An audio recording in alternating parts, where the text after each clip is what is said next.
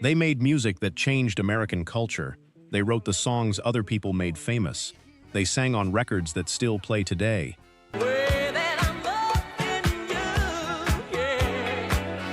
And then, one by one, the industry they helped build looked away.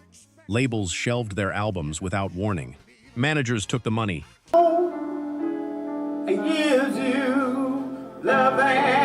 Illness struck without insurance, and some of them disappeared so completely that their fans genuinely believed they were dead. Tonight, 12 soul artists who made history with one defining song, and were left with almost nothing. You're taking a chance on sorrow. Number 12, Don Covay, Mercy Mercy, 1964.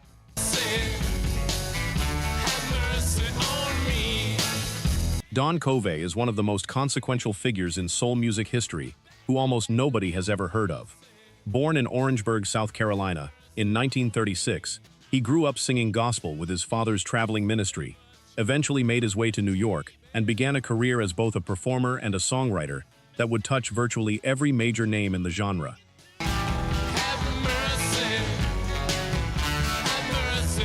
Mercy Mercy was released in 1964 on Rosemart Records, licensed to Atlantic, and hit number 35 on the pop chart. The Rolling Stones heard it immediately. Mick Jagger was an open admirer of Covay's vocal style and covered Mercy Mercy on their Out of Our Heads album in 1965.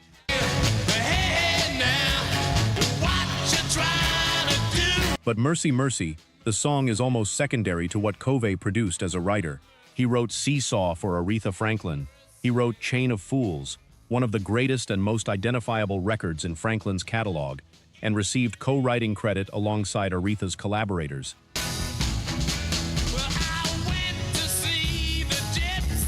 He wrote Sookie Sookie for Steppenwolf.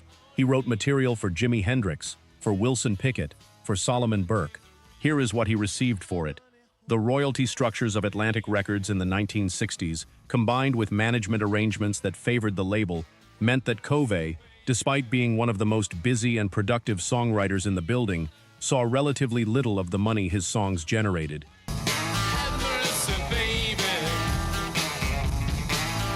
He kept writing, kept performing, kept releasing records through the 1960s and 1970s. Atlantic occasionally gave him proper releases. They mostly didn't. Under the bed. That's right. Have mercy. In 1993, Covay suffered a severe stroke. He was 57 years old. The stroke left him partially paralyzed and significantly impaired his speech.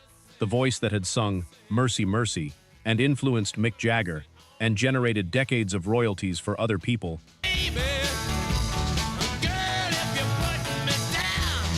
now struggled to form full sentences.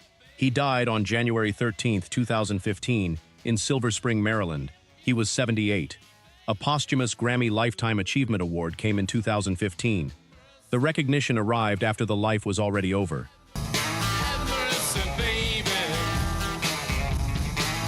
Number 11, Ann Peebles, I Can't Stand the Rain, 1973.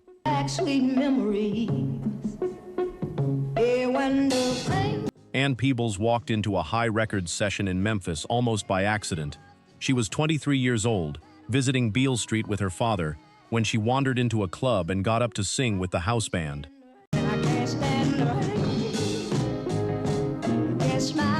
Someone in that room knew High Records producer Willie Mitchell.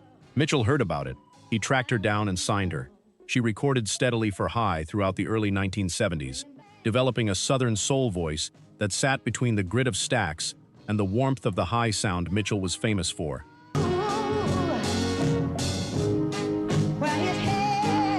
The same production aesthetic that had made Al Green one of the biggest stars in the world. And in 1973, Peebles wrote a song during a rainstorm, looking out a window in Memphis, that would become one of the most immediately recognizable recordings in soul music history. I Can't Stand the Rain was written by Ann Peebles.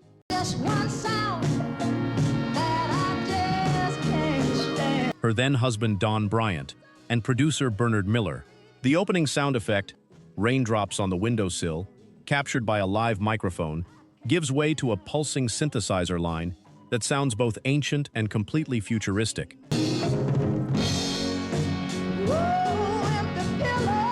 Peebles' vocal is Controlled Fury. The song hit number 6 on the R&B chart and crossed over to pop. Missy Elliott sampled it for Rain, Supa Dupa Fly, in 1997. Tina Turner covered it. Against my window. It has appeared in film soundtracks, television shows, and commercial advertisements for 5 decades. Ann Peebles suffered a stroke in the late 1990s. It ended her ability to perform consistently and has kept her largely out of public view since.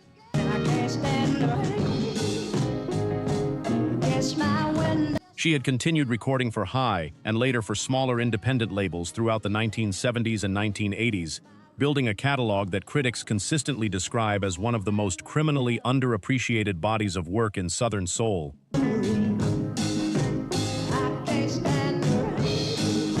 The woman who wrote and sang one of the most sampled, covered, and endlessly referenced soul recordings of the 1970s has spent the past 2 decades largely unable to perform it. The song never stopped playing. She had to stop.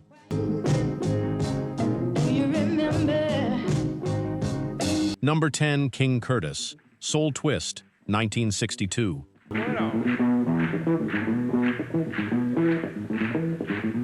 King Curtis, born Curtis Owsley in Fort Worth, Texas, in 1934, was the most in-demand session saxophonist in American soul music history.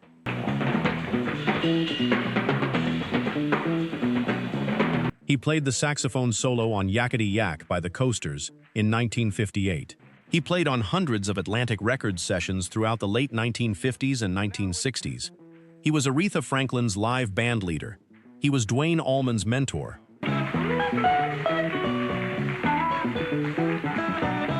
Allman has said explicitly that King Curtis was a more formative influence on his guitar playing than virtually anyone else. John Lennon invited him to appear on the Imagine album sessions. He played on recordings by Bobby Darin, Sam Cooke, Sam and Dave, the Coasters.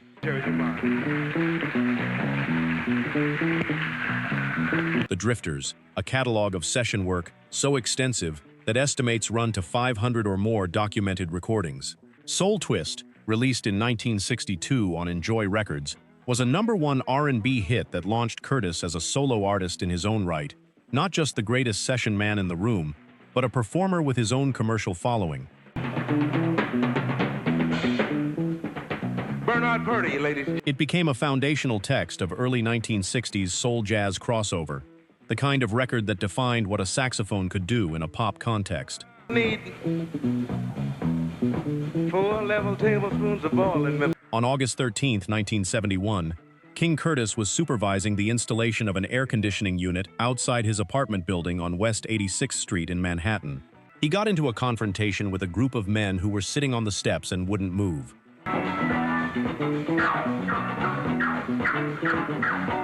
One of them, Juan Montañez, pulled a knife and stabbed Curtis in the chest. Curtis died at St. Luke's Hospital at the age of 37. He had been Aretha Franklin's musical director and band leader. This guitar. At his funeral, Aretha sang. Stevie Wonder played harmonica. Duane Allman served as a pallbearer. The greatest session saxophonist in American soul music history was stabbed on his own doorstep at 37 years old over a dispute about an air conditioning unit. And now we need a little pinch of organ. If you're locked into this one, most people scrolling past these songs have no idea what it took to make them. We digs that history back up, one record at a time. The subscribe button costs nothing, and it means you won't miss the next one. Number 9, O.V. Wright, A Nickel and a Nail, 1971. Nickel and a nail. Let me say it again. Overton Vertus Wright, born in Leno, Tennessee, in 1939, raised in the church, a gospel background so deep and so serious that when he first began recording secular music, church members in his community reportedly ostracized him for crossing the line. Good loving, baby. Oh, it's hammering. He didn't care. He had a voice that was physically incapable of being anything other than completely honest. And whether that voice was singing about God or about romantic heartbreak, the emotional truth was identical. All I have right now is a nickel and a... A Nickel and a Nail was recorded for Backbeat Records, a subsidiary of Duke Records. the Houston-based independent that was home to Bobby Blue Bland and Junior Parker, and released in 1971. You see, but the need for your It is a song about a man so desperately in need of love that he'd accept any fraction of affection available to him. A nickel and a nail, Wright sings, instead of silver and gold. understand, not at all. They feel The imagery is rooted in poverty and want, and the specific kind of emotional hunger that gospel music has always addressed, now redirected entirely into secular feeling. swear, yet it is because It is one of the greatest soul vocals ever recorded. Wright spent the 1970s battling heroin addiction, a struggle that affected his recording schedule, his live performances, and his ability to build on whatever commercial momentum his records generated.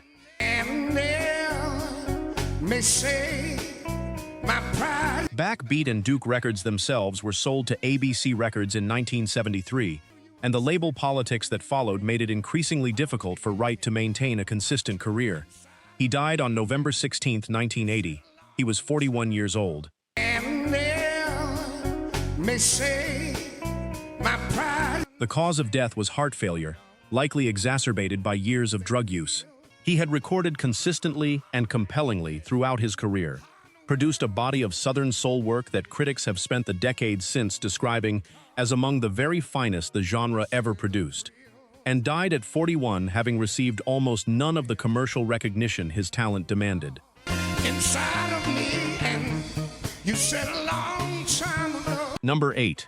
Phyllis Hyman, You Know How to Love Me, 1979.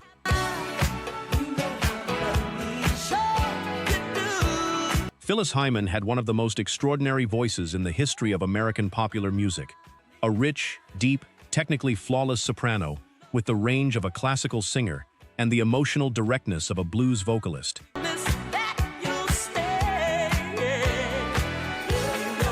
Capable of making the simplest lyric feel like a confession. She was also, for most of her professional life, fighting a battle against the music industry's inability to figure out what to do with a black woman who was both too jazz for R&B radio and too R&B for jazz.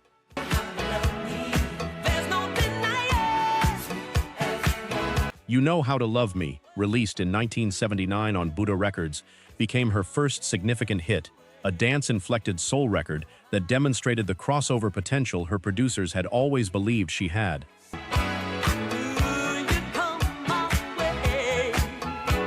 It hit number 30 on the Hot 100 and number 9 on the R&B chart, and established her as a genuine commercial entity after years of critical praise and commercial indifference. But the machinery of the music industry around her never fully delivered on what her talent deserved.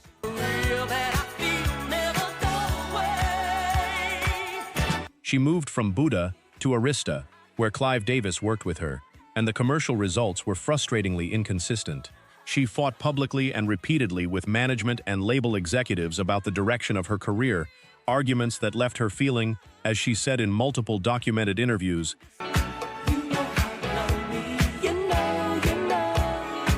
that the industry simply did not know how to support an artist of her specific kind. Phyllis Hyman died on June 30, 1995. She was 45 years old.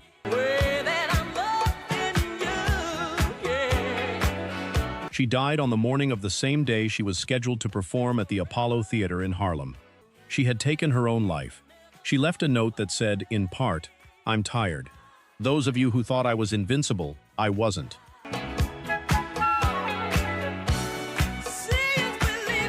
The Apollo show that evening was performed in her memory. The voice that should have been one of the defining instruments of American soul music for another 3 decades was gone at 45.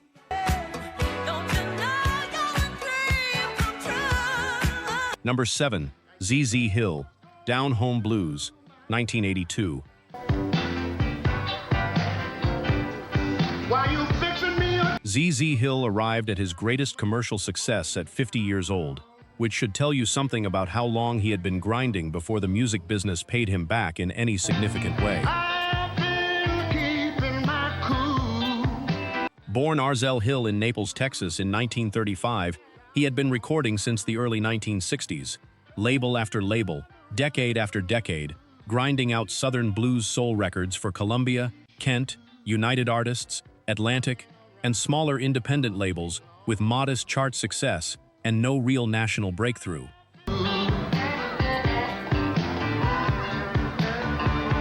He kept performing. He kept recording. The mainstream music industry moved from soul to disco to funk to new wave and left ZZ Hill largely behind. In 1981, Hill signed with Malaco Records, a small, independent Jackson, Mississippi-based label that had made a deliberate business decision to record and release Southern soul and blues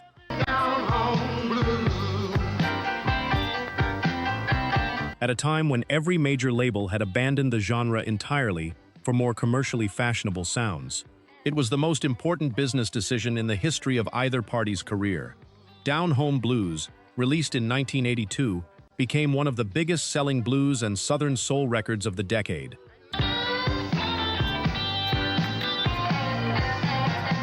Spending more than 2 years on the R&B chart, eventually selling over 1 million copies, and establishing Malaco as the most important independent blues label in America. At 50 years old, ZZ Hill was finally the star he had always been capable of being.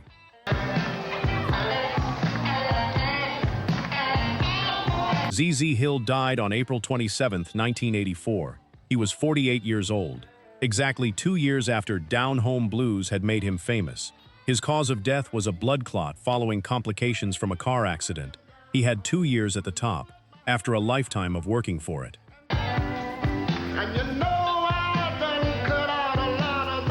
Number 6. Bettye LaVette, Let Me Down Easy, 1965.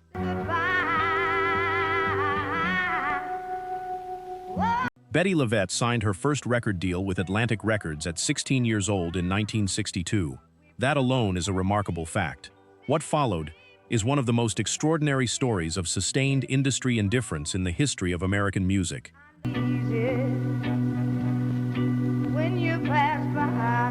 Let Me Down Easy was recorded in 1965 for Cala Records and hit number 20 on the R&B chart.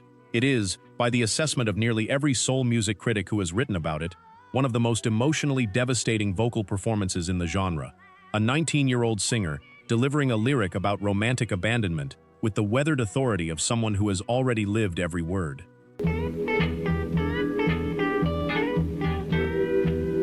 Critics described listening cold to the record and simply assuming the singer must be a woman in her 40s.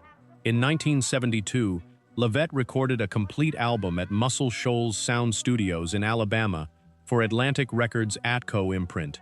The album was called Child of the 70s. Atlantic shelved it without explanation.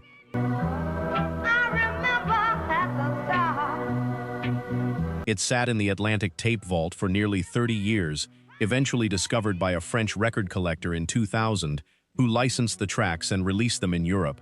LaVette had no idea the tapes still existed.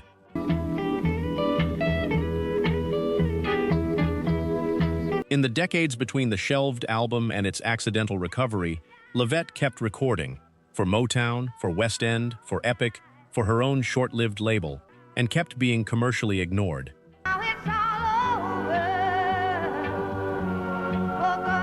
She has spoken in interviews about watching contemporaries with less talent receive sustained label support, while her own records disappeared without promotion.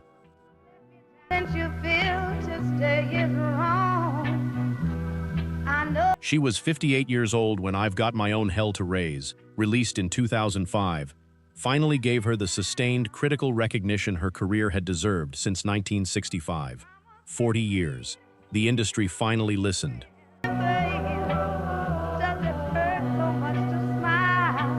Number 5. Howard Tate, Get It While You Can, 1967. No one to count on. Howard Tate recorded Get It While You Can with producer Jerry Ragavoy in 1967 for Verve Records, and then watched Janis Joplin record the same song 4 years later and turn it into the closing track of her posthumous masterpiece Pearl. You're taking a chance on sorry. A record that sold millions and introduced Tate's song to an entirely new global audience. Joplin's version was released in 1971. Howard Tate, by that point, was already beginning to disappear. Back in the day, we just didn't get paid. At least black artists didn't. Someone comes along. Tate told NPR's Leanne Hansen in 2008, with the kind of matter-of-fact specificity that comes from having lived it. Things weren't set up the way they are now. Better get it while you can. We had no protection, and who knows what happened to the money, along the way. In the 1980s, a fire destroyed Tate's home and killed his 13-year-old daughter. His marriage ended. Get it while you can. He turned to cocaine, he told NPR's Fresh Air in 2003, because he thought it would alleviate the depression, which was a crucial mistake, he said. Back on love. It only led to destruction, homelessness, and all of that. For most of the 1980s, Tate was living on the streets of Camden, New Jersey, doing whatever he needed to do to feed his addiction. Tomorrow. But who knows better? His fans assumed he was dead. A disc jockey at a New Jersey radio station named Phil Kasdan spent months on his weekly show encouraging listeners to help locate Tate. And gives you genuine affection. Eventually, a former Harold Melvin Blue Notes member spotted him at a grocery store and told him that people were looking for him. Tate was at that point being treated for crack addiction at a local hospital. Get it while you can. Don't turn your... He got clean. He became a minister. He made a comeback album in 2003. Elvis Costello wrote a song for it. with each other. And was rediscovered by a new generation of soul music listeners. He died in 2011 at 72. He got his ending. He almost didn't. Get it while you can. Don't turn your... Number 4, Bobby Blue Bland. Turn on Your Love Light, 1961.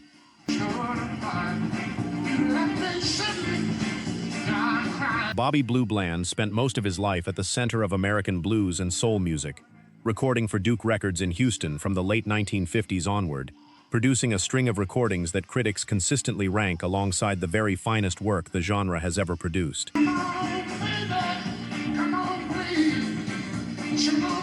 Turn on Your Love Light hit number 2 on the R&B chart in 1961 and became a standard covered by everyone from the Grateful Dead to Janis Joplin. Stormy Monday is one of the defining blues performances in history. His influence on Al Green, on Otis Redding, on Aaron Neville is direct and documented by the artists themselves.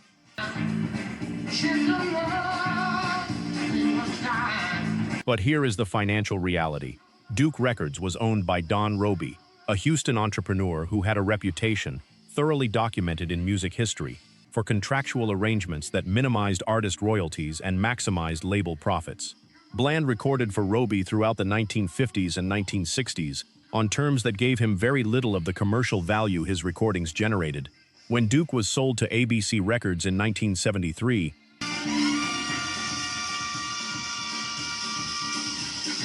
the situation shifted, but didn't fundamentally improve in ways that translated to accumulated wealth for Bland. He kept recording, kept performing, kept touring into his 70s. In 2011, his longtime manager of nearly 40 years reported that Bland was suffering from the early stages of dementia and had significantly reduced his touring.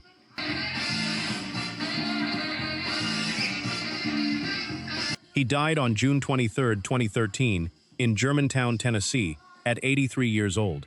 The obituaries were unanimous in describing him as one of the most important and influential figures in the history of American blues and soul. They were equally unanimous in noting that his commercial recognition, and the financial legacy that might have come with it, never matched the scale of his artistic importance.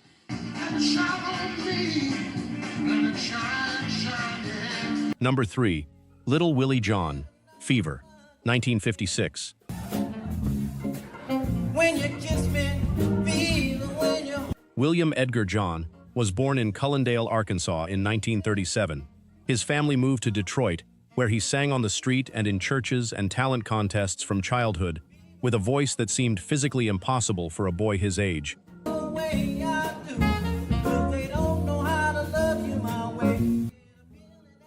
A full-throated, gospel-formed instrument that sounded like a man in his 40s, coming from a kid who hadn't finished high school.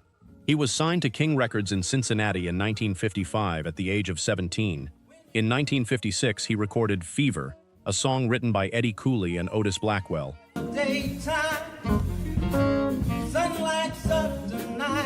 The record hit #1 on the R&B chart. It became one of the most covered songs of the era. Peggy Lee's 1958 version, with its dramatically sparse arrangement and cool sophistication, is the version most people know today, and Lee received far more cultural recognition from it than John ever did.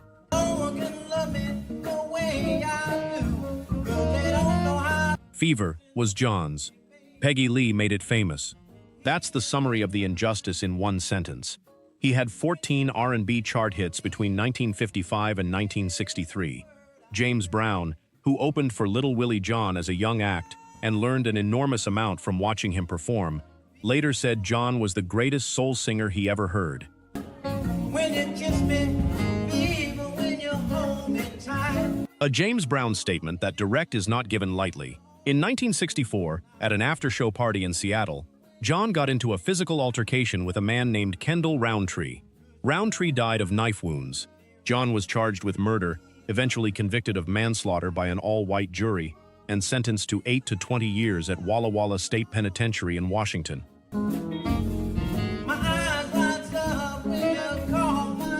On May 26, 1968, he was found dead in the penitentiary. He was 30 years old. The official cause of death was pneumonia and heart failure. Persistent rumors that he was beaten to death by guards or other inmates have never been definitively resolved. James Brown recorded a tribute album the following year. The greatest soul singer James Brown had ever heard died in a Washington state prison at 30.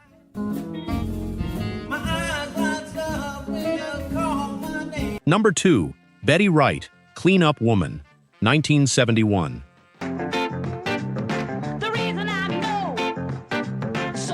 Bettye Wright began singing at a very young age in Miami, Florida, where she first performed with her family's gospel group, the Echoes of Joy. As a teenager, she signed with Alston Records and quickly became one of the brightest new voices in soul music.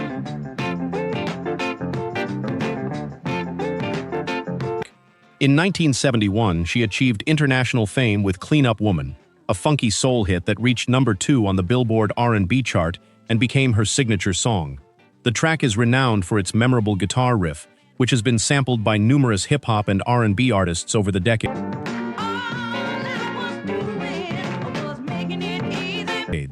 Unlike many performers of her era, Bettye Wright successfully transitioned into songwriting, producing, and mentoring younger artists. She worked with and influenced performers such as Joss Stone and Gloria Estefan, earning respect throughout the music industry.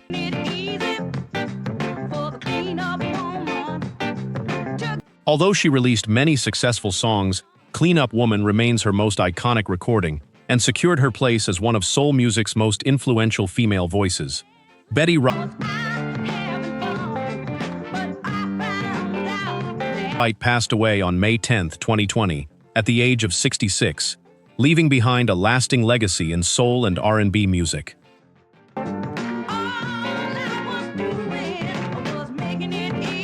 Number 1, Clarence Carter, Patches, 1970.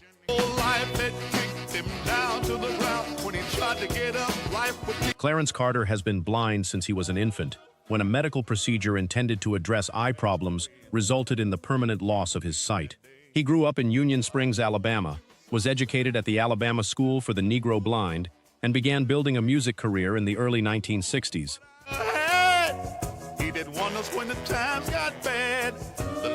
First as part of a duo with a partner named Calvin Scott, then as a solo artist signed to Atlantic Records, where he released a string of R&B hits throughout the late 1960s. Patches, released in 1970, was written by General Norman Johnson and Ronald Dunbar, the same General Johnson who led chairman of the board. 2 days later, Papa. The song is a spoken-word narrative about a dying man's final instructions to his son: carry on the farm, take care of the family, be the man of the house. Carter delivers it not as a performance, but as a direct address to the listener. Quiet, specific, devastatingly plain. It hit number 4 on the Billboard Hot 100, spent 2 weeks at number 2 on the R&B chart, and won Carter the Grammy Award for Best Rhythm and Blues Song in 1971. I was the oldest of the family, and everybody else depended. It remains one of the most genuinely moving recordings in soul history. Then Atlantic Records began its slow withdrawal from what it had used Carter to build. His subsequent releases received diminishing promotion and distribution.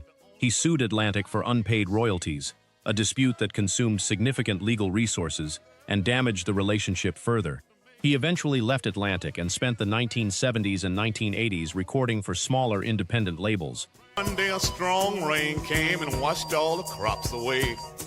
And then Continuing to chart on the R&B charts with material that critics respected and that found a loyal audience, but never again receiving the commercial support that Patches had demonstrated was available to him. every night I heard my mama pray, Lord, give him. Clarence Carter continued recording and performing well into his 70s. He is still alive at the time of this script. He has never received the sustained recognition his catalog deserves.